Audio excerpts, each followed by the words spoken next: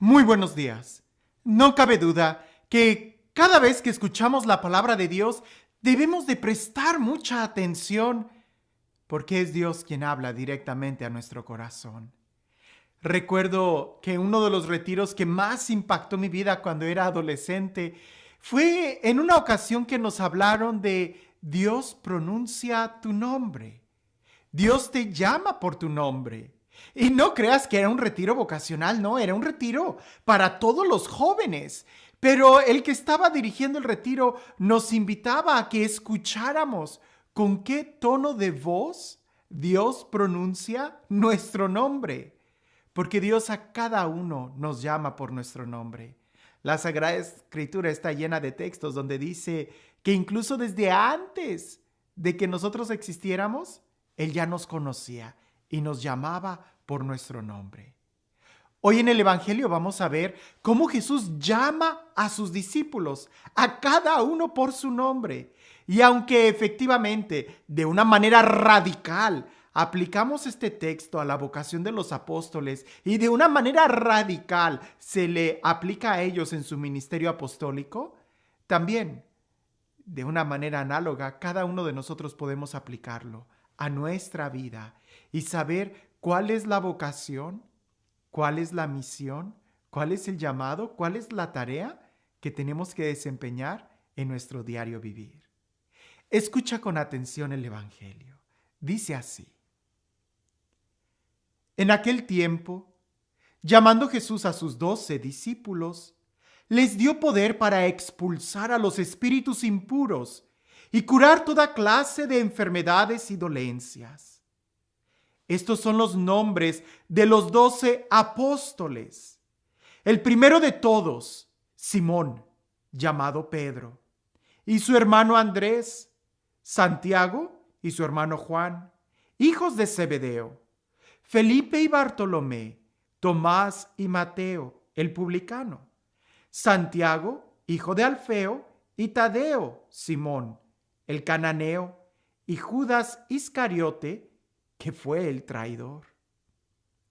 A estos 12 los envió Jesús con estas instrucciones: No vayan a tierra de paganos, ni entren en ciudades de samaritanos.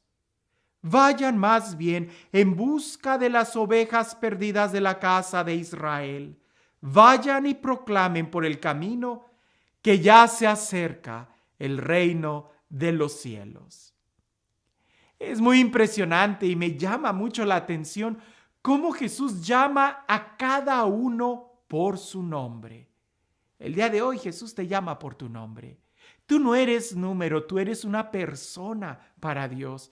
Y una de las grandes tentaciones que nosotros tenemos cuando oramos, y digo tentaciones o distracciones, es pensar que Dios escucha a tanta gente que no nos presta atención. Y no es así.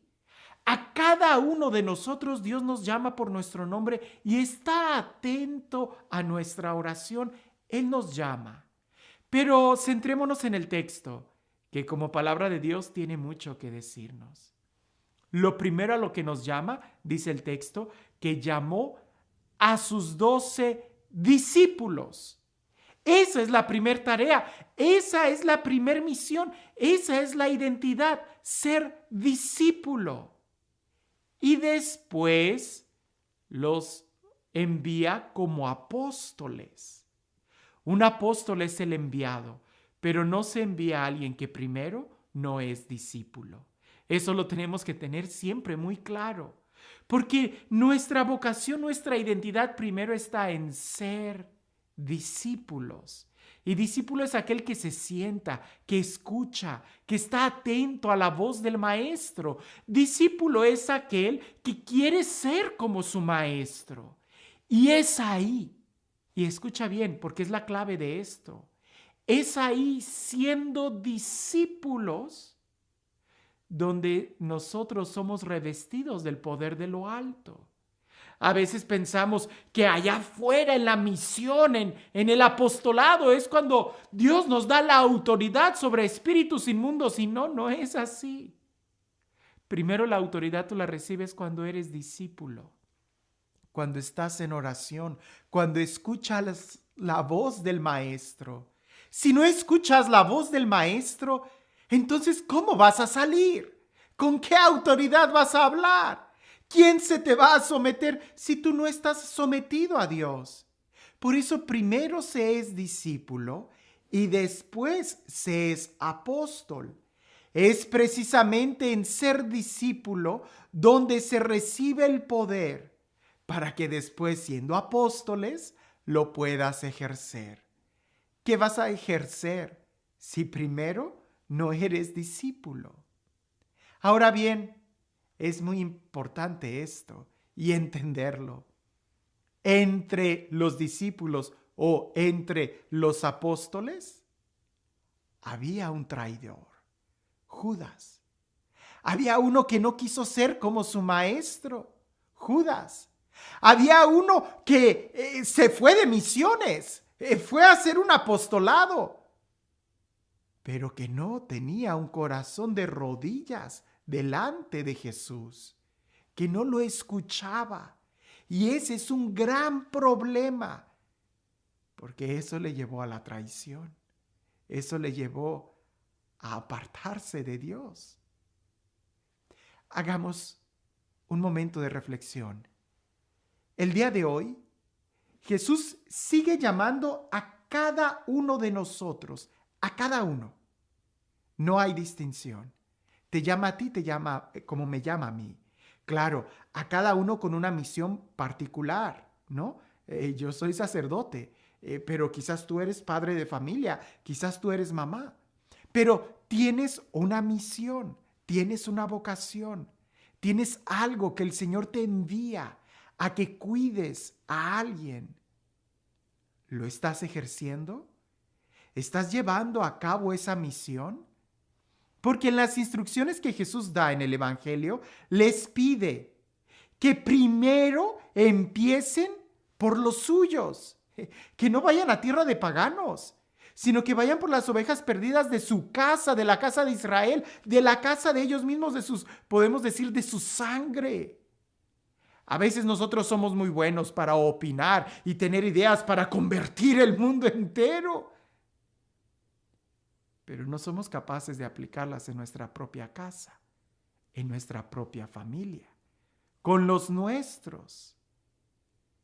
Ahora, ¿estamos haciendo ese apostolado, esa misión en nuestra casa? ¿O somos Judas? ¡Qué impresionante!